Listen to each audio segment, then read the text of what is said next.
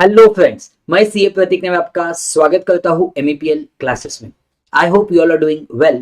दोस्तों, फटाफट आपके लिए मैं लेके आया हूं टैक्स लॉज एंड प्रैक्टिसेस जो सीएस एग्जीक्यूटिव का पेपर था दिसंबर 25 के लिए, उसका क्विक रिव्यू एंड उसके सॉल्यूशंस। ओके सो फ्रेंड्स, इस वीडियो को एंड तक देखना and if you have not yet subscribe to the channel, do subscribe to the channel and hit the bell icon ताकि आपके कोई भी इंपॉर्टेंट वीडियोस या नोटिफिकेशन मिस ना हो। तो ऑफ कोर्स पेपर बहुत ही इजी था फ्रेंड्स, बहुत ही एक्सपेक्टेड क्वेश्चंस थे। जैसे कि ये जो पहला केस स्टडी है इनकम टैक्स के पेपर में, ये जो है ये स्ट्रेट फॉरवर्ड हमने जो क्लास में सॉल्व किया था उसके जैसा ही क्वेश्चन है। क्यों सर? क्योंकि ये सीए इंटरमीडिएट के मॉड्यूल में है एंड हमने वो सॉल्व करके रखा है दोस्तों।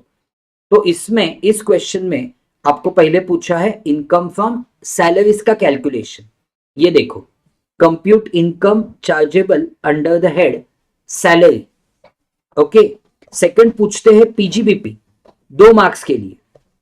थर्ड पूछा है आईएफओएस 2 मार्क्स के लिए। नेक्स्ट पूछा है चैप्टर 6A का डिडक्शन 4 मार्क्स के लिए। एंड लास्टली टैक्स पेबल और refundable and it is given that you are out of 115 BAC। So दोस्तों, इसमें क्या करना था? सैलरीज में basic salary 6 lakh per annum ले लो, DA 3 lakh per annum taxable, commission 0.5% of 60 lakhs calculate करना, that is 30,000, bonus fully taxable 60,000, project allowance fully taxable 40,000, then own contribution to RPF ATC का deduction, profession tax 2000 was paid by employer, ये पहले आएगा GTS में, उसके बाद profession tax का deduction मिलेगा 2500, employer's contribution to RPF which is 12% of salary. तो अपनी जो सैलरी थी बेसिक वो है 6 लाख। ओके, सो 6 लाख का 20% that is 1,20,000 and then friends exempt होगा 12% of salary.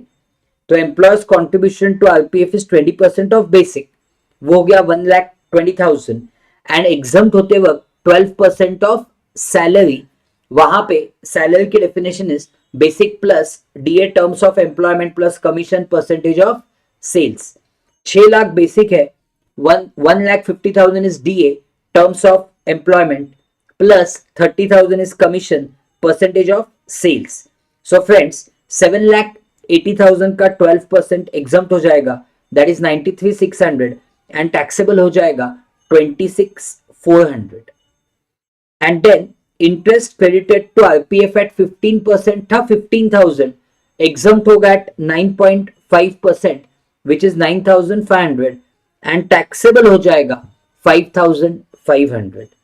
then friends music system allot की गई थी एम्प्लॉय को यूज करने के लिए, सो 10% per annum of 95,000 that is 9,500 हो जाएगा। You know the value of this music system.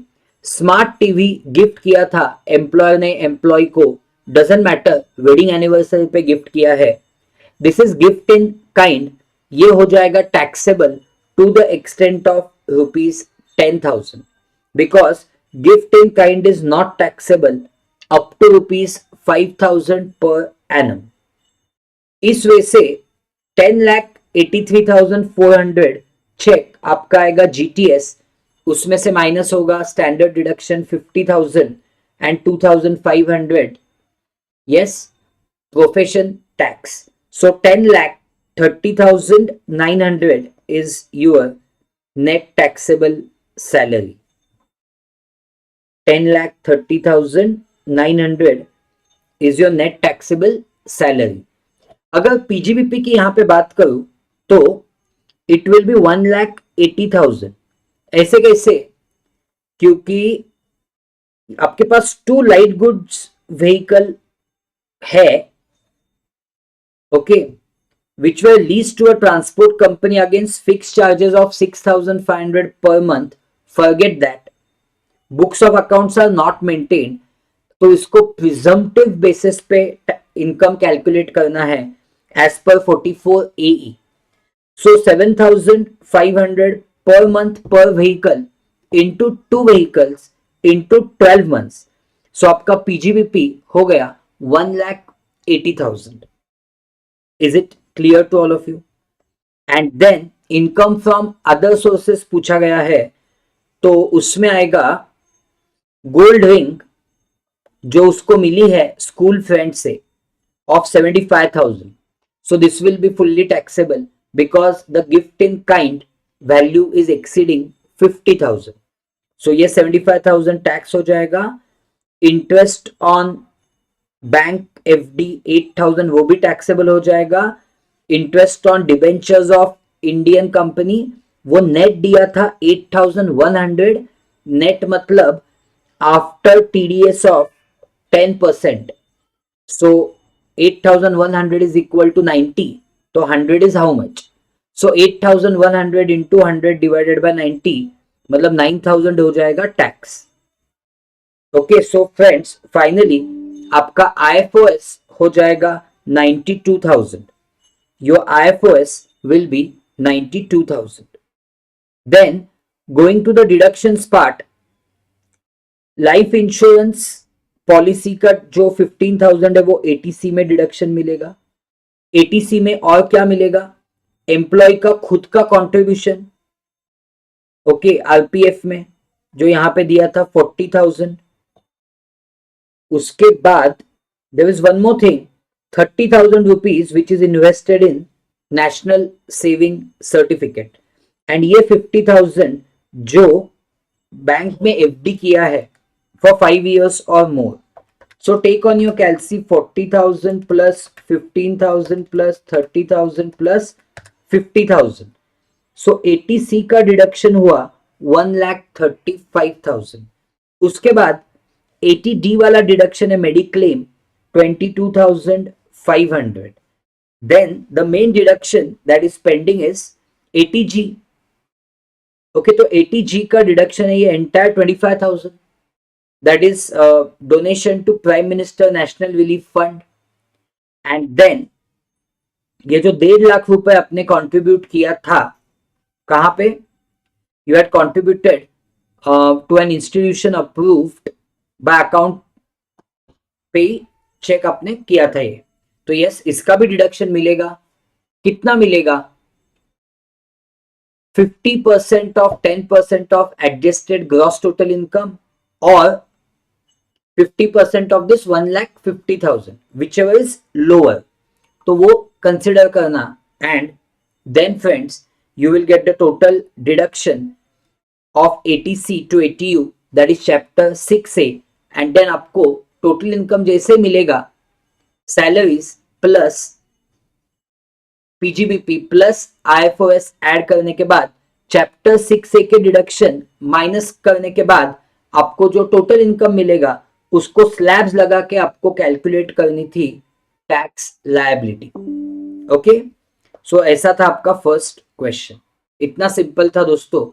मेरे हिसाब से you should have scored 15 out of 15 in this. Okay, चलो आगे बढ़ते to the next question. Next question में स्ट्रेट फॉरवर्ड आपको PGBP निकालना है. That's it, only PGBP. He is maintaining books of accounts on mercantile basis. तो start करो NP के साथ 2,70,000. Go through each and every item of debit side.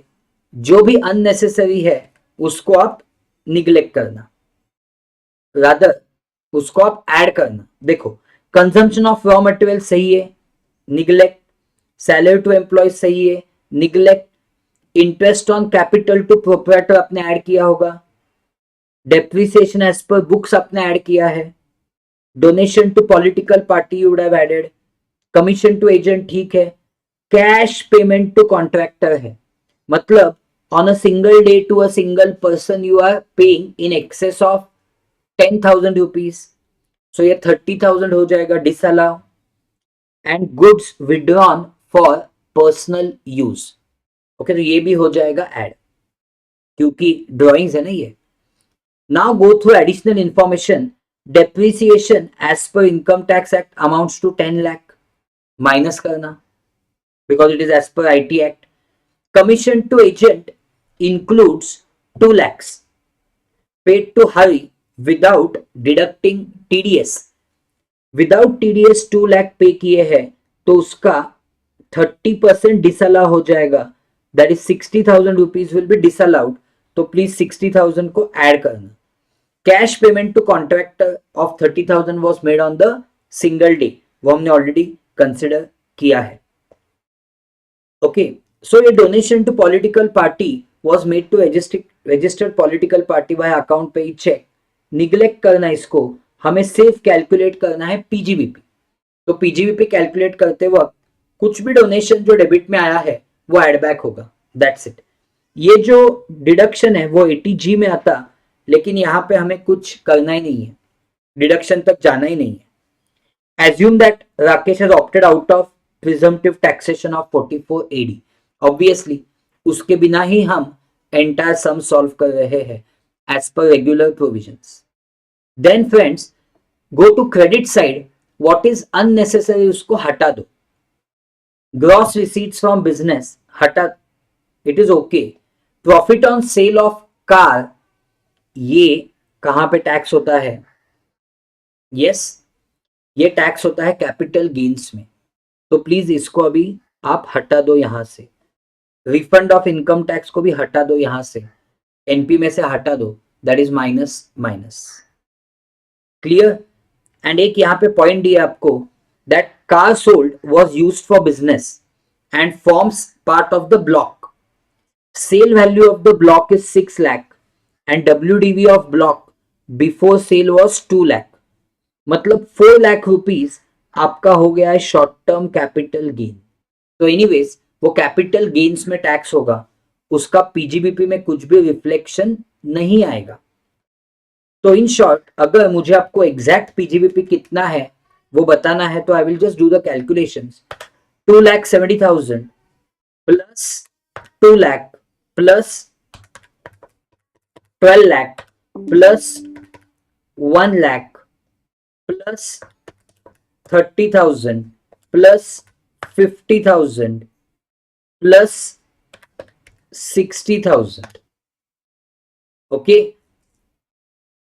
19,10,000 minus 4 lakh minus 1,50,000 and minus depreciation as per IT Act 10 lakh.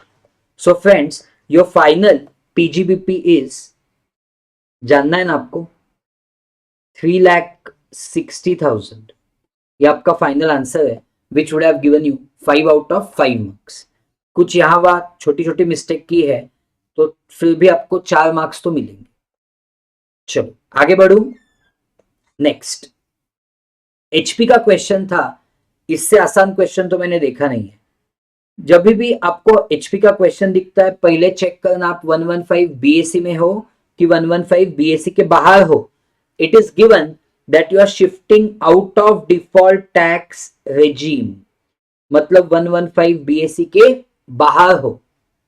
Yes, if you are out of 115 BSC, okay, then self occupied house के लिए भी important हो जाता है, क्योंकि interest on borrowed capital का deduction मिलेगा। So Anjulata owns 2 house properties in India. First house is in Delhi, used by her for self residence during the FY 24-25।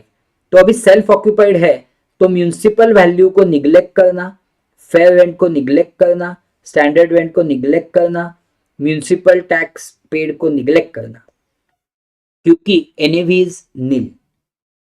Okay. Second house is in Mumbai, which is let out for 9 months during the FY 24-25 for 30,000 per month, and वो 3 months के लिए vacant है। Municipal value of the second house, अब second house के लिए GAV calculate करना पड़ेगा। तो सेकंड हाउस का MV जो है इट इज 3,60,000। FR जो है it is 3,90,000. Go for whichever is higher, 3,90,000. Now check MV or FR, whichever is higher. Compare with standard rent.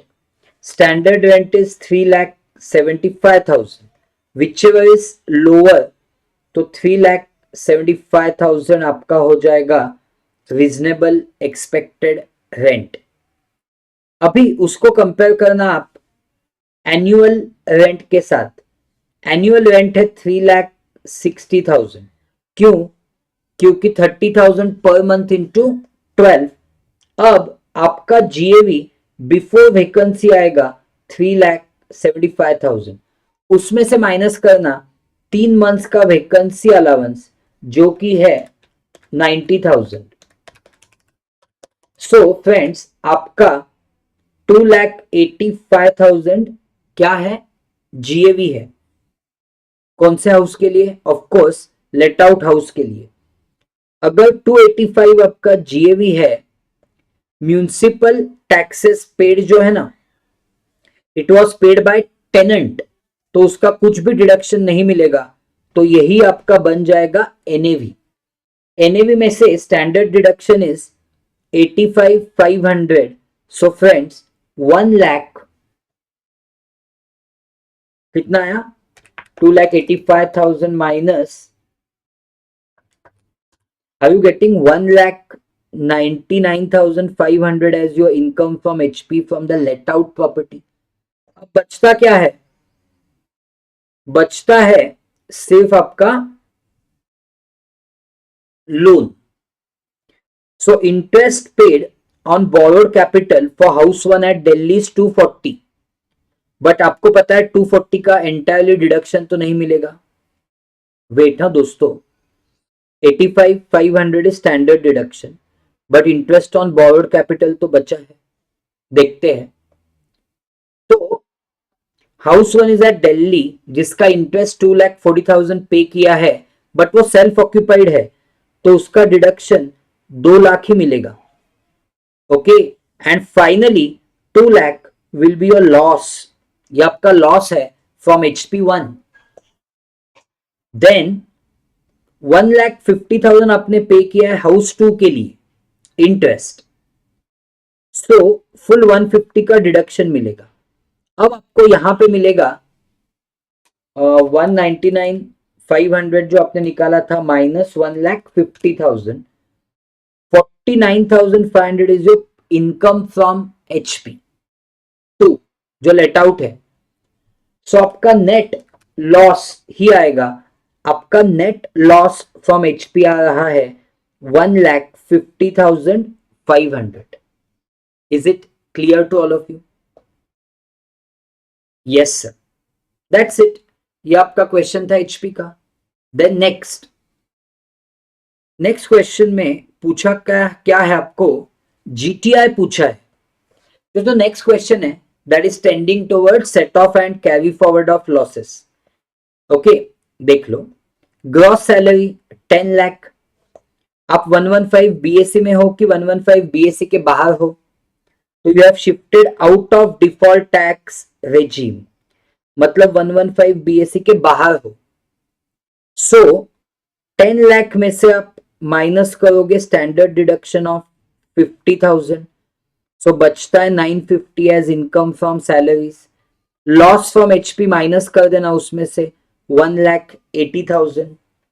सो आपका बचेगा 950 माइनस 180, बचेगा 7,70,000।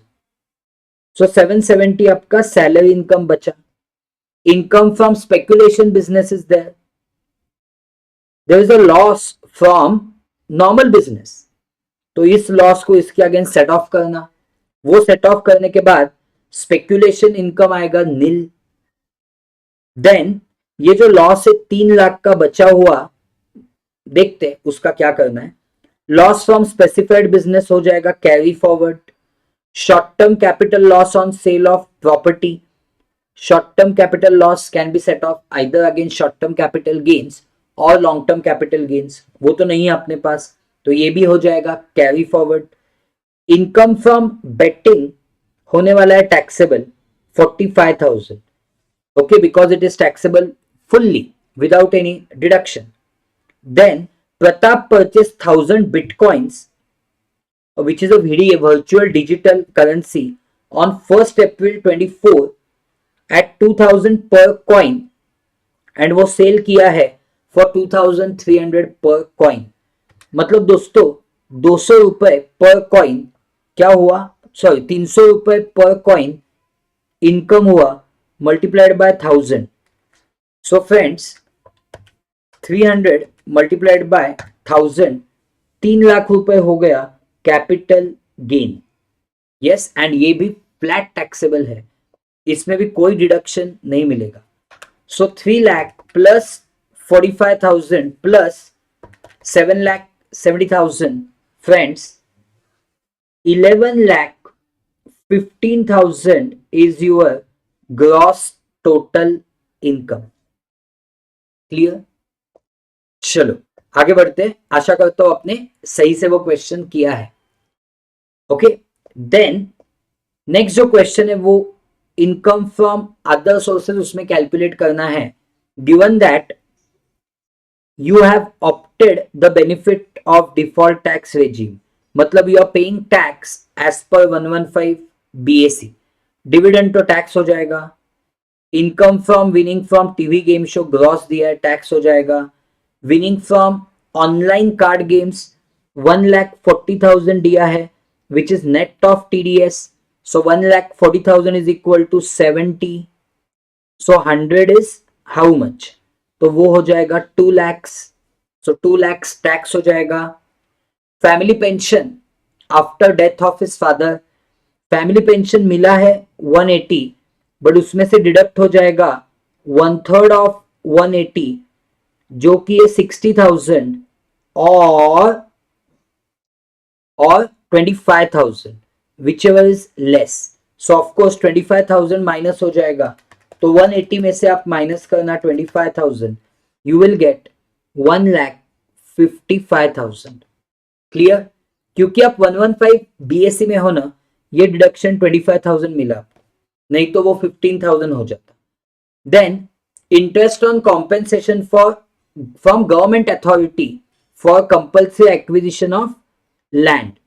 सो 120 में से आप माइनस करना 50%, यहां पे 50% डिडक्शन मिलता है, सो बचेगा 60,000। And rental income from letting out of plant and machine entire 240 हो जाएगा taxable.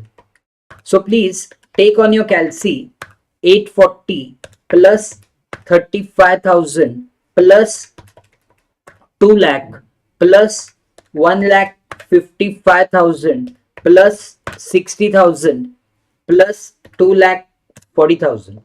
So friends, your final IFOS is 15,30,000. Are you all getting it, friends? Yes. Then next question जो था वो कैपिटल गेन्स का था।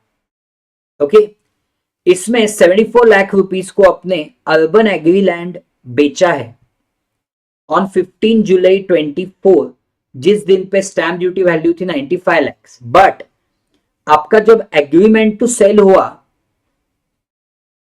On 15 में 24, जब 4 लाख रुपए एडवांस IMPS से मिले सेम डे पे, उस डे पे स्टैम्प ड्यूटी वैल्यू थी 84 lakh. So friends, do 74 lakh into 110%, 81.4 lakh.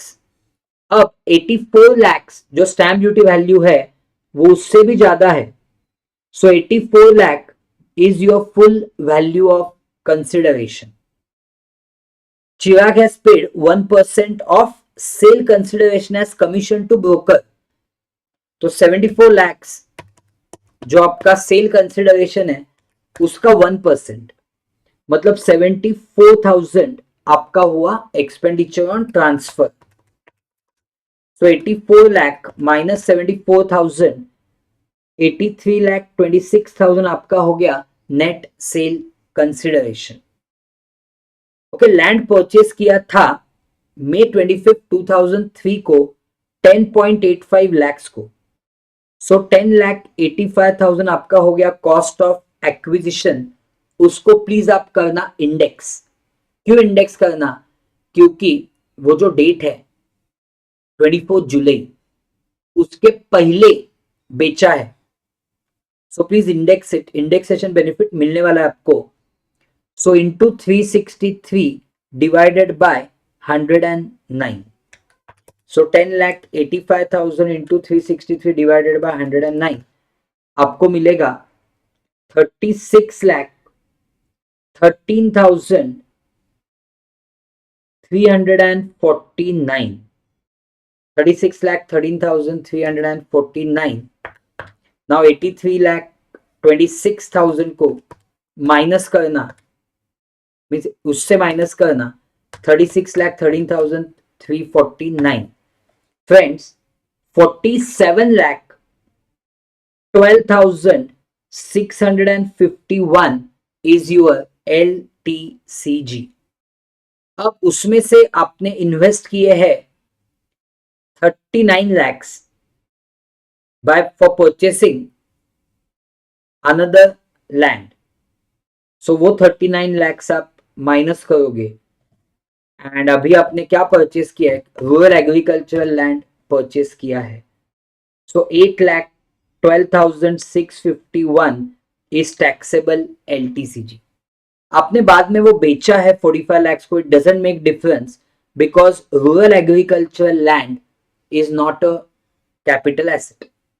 सो बाद में वो बेचने के बाद कोई कैपिटल गेन भी नहीं होगा। ओके, एंड एफडी वगैरह में इन्वेस्ट करके कुछ भी डिडक्शंस नहीं मिलते। दैट्स इट,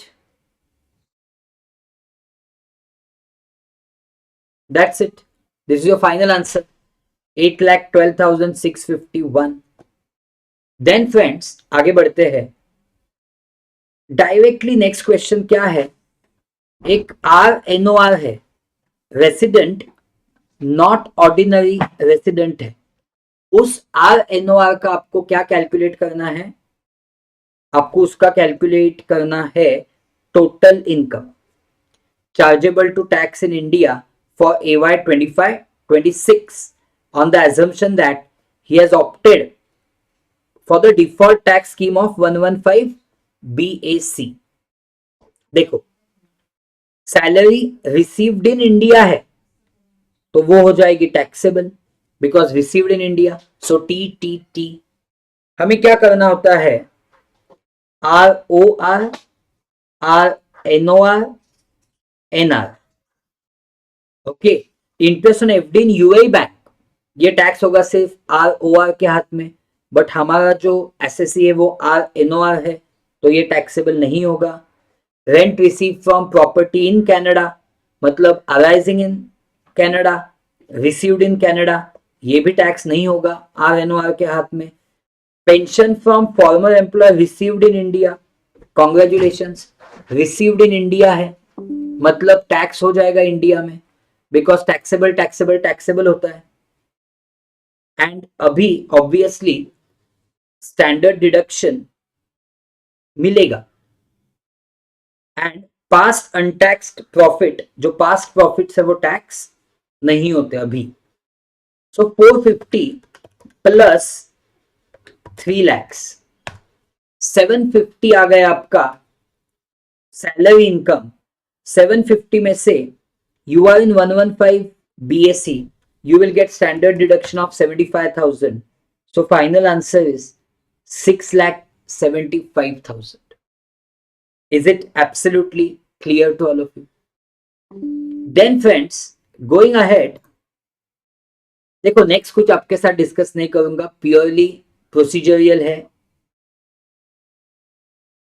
ओके, तो मैंने आपको क्या वादा किया है कि मैं आपके साथ न्यूमेरिकल डिस्कस करूंगा। So I discuss the next one with you now, which is the last one of income tax that I want to discuss with you. ये 5 मार्क्स का है। इसमें पूछते हैं क्या पूछते हैं 4A1 में? They are asking you compute incomes exempt. देखो under section 10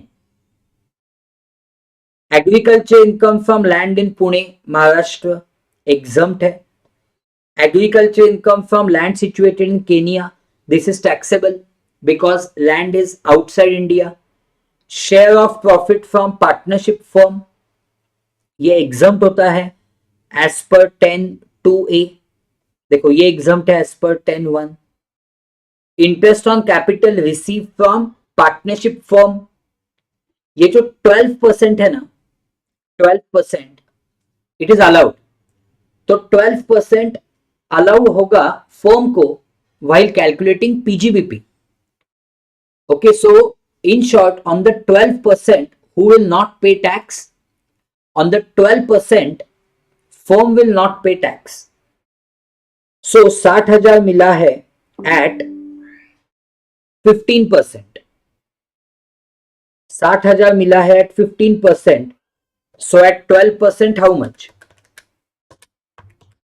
So 60,000 into 12 divided by 15, 48,000 हो जाएगा इंडिविजुअल के हाथ में टैक्सेबल. क्लियर?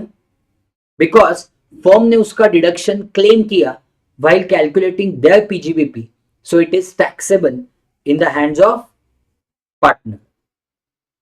डिविडेंड रिसीव्ड ये दोनों हो जाएगा टैक्सेबल, दैट इज और 2,40,000 दोनों मिला के टैक्सेबल हो जाएगा. इनकम फ्रॉम यूलिप, ओके, ये भी हो जाएगा taxable because with it has annual premium of 3 lakh rupees. That's it. इस वजह से हमें ये डिस्कस करना था. तो आपको पूछा था compute incomes exempt under section 10, तो आप एग्जम्प्ट इनकम की टोटल ले लेना. That will be answer 2,40,000 plus 3 lakh plus 12,000 plus, that's it. So 5,52,000 is the total of exempt incomes. Yes. Then going ahead, Nishit and Nikhil ये क्लबिंग का question है. निखिल निशित minor सन है Sunil and Sheetal की. तो Sunil, Sheetal, Nishit, Nikhil. Okay. Business income of Sunil is 5,40,000 per annum. तो 540 सुनील का income हो गया. हमें क्या करना है, टोटल इनकम निकालना है सुनील, शीतल, निशित, निखिल का. Assuming all the above person does not opt for provisions of 115 BSc. 115 BSc के बाहर है, मतलब जो 1,500 रुपए पर एनम का एग्जम्पशन मिलता है माइनर चिल्ड्रन के इनकम के लिए, वो मिलने वाला है. सुनील का इनकम 5,40,000 है. Salary income of Sheetal is 30,000 per month. So friends 30,000 into 12, 3,60,000. उसमें से 50,000 जाएगा स्टैंडर्ड डिडक्शन. सो 3,10,000 शीतल का इनकम हो गया. That's it. Income of Nishit and Nikhil from stage acting is 60 and 40. तो ये 60 एंड 40 उनके हाथ में टैक्स हो जाएंगे because it is earned out of application of own skill and talent. समझ में आया कि नहीं? Yes sir. Okay. Besides, interest on company deposit of Nishit and Nikhil are 30,000. So निशित का जो 30,000 है अभी वो क्लब हो जाएगा सुनील के हाथ में because Sunil income is higher than income of Sheetal. But 30,000 में से एग्जाम्पशन मिलेगा 1,500. सो 28,500 हो जाएगा क्लब. एंड 1,000 रुपए किसका है? निखिल का है, interest on deposits. But anyways वो क्लब नहीं होगा. क्यों नहीं होगा? क्योंकि 1,000 minus 1,000 nil. Okay, Nishit and Nikhil have received the following birthday gifts. On 20 August, Nikhil ने रिसीव किया ग्रैंडफादर से 80,000, so it is not taxable because it is receive from relative.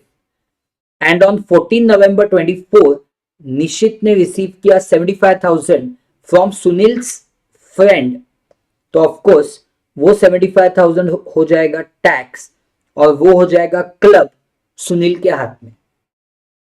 Okay, and of course exemption of 1032 मतलब वो 1500 already claim कर चुके हैं हम, तो फिर से वो नहीं मिलेगा exemption. And 35,000 from Sheetal's mother, तो एनीवेज वो भी मतलब ग्रैंड मदर से मिला है, so she is relative, so वो भी है नॉट टैक्सेबल. That's it.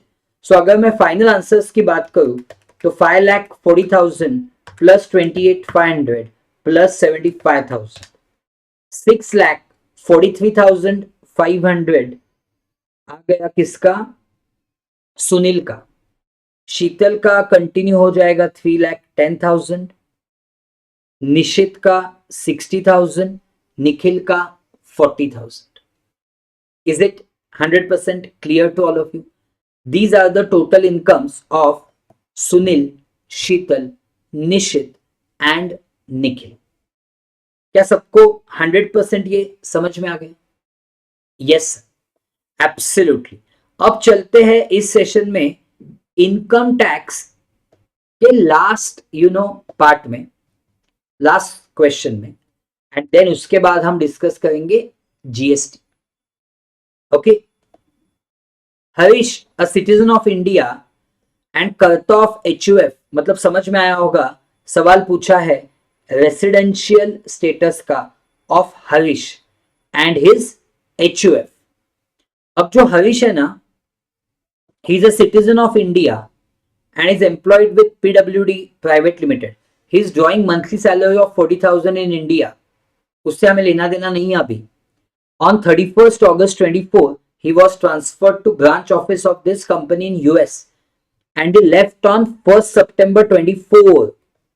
दोस्तों, इंडिया में कितने डेज है वो मैटर करता है. तो he is in India for April, May, June, July, अगस्त एंड सितंबर का एक दिन. एक और चीज दी गई है कि ही visited India from 1st Jan 25 to 15 Jan 25, मतलब जनवरी के 15 दिन. देखो अभी अप्रैल के 30, अप्रैल में कितने डेज है? 30, करेक्ट ना? यस.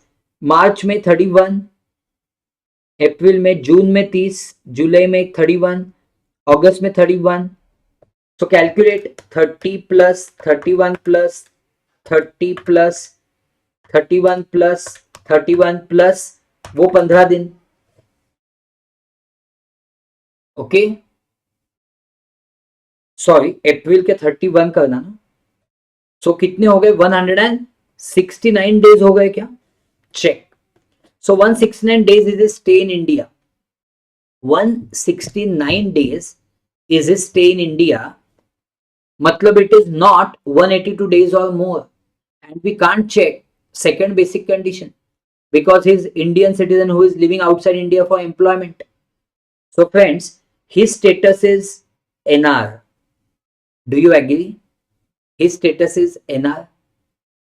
Yes. Non-resident उसका status हो गया. चल आगे बढ़ते हैं. अब जब मैं एचयूएफ के स्टेटस की बात करता हूं तो एचयूएफ का जो कंट्रोल एंड मैनेजमेंट है वो देखना है.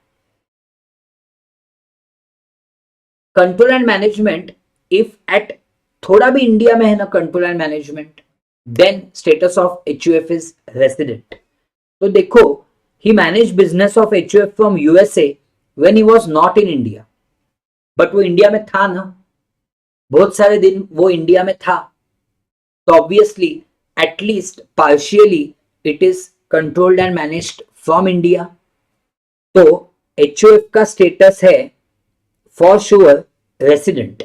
अभी देखना है ऑर्डिनरी रेसिडेंट है कि नॉट ऑर्डिनरी रेसिडेंट है, वो डिपेंड होगा इंडिविजुअल के स्टेटस पे. मतलब इंडिविजुअल के एडिशनल कंडीशंस पे। सो मैं आपको बता दूं, individual is satisfying both the additional conditions. देखा क्या आपने? Individual is satisfying both the additional conditions because he is in India for 730 days or more in the last 7 years and is resident in India, okay, for 2 years out of last 10 years. So basically HUF का status हो जाएगा resident, ordinary resident, and वो जो individual है उसका status है non resident. That is your answer for this question. आशा करता हूं कि आपने इंटायरली इनकम टैक्स के सॉल्यूशंस फॉलो किए एंड आपको मजा आया एंड पेपर आपके लिए अच्छा था। Okay, please do subscribe to the channel, hit the bell icon if you have not done, and आप अभी हम मिलते हैं जीएसटी के लिए। Okay, thank you.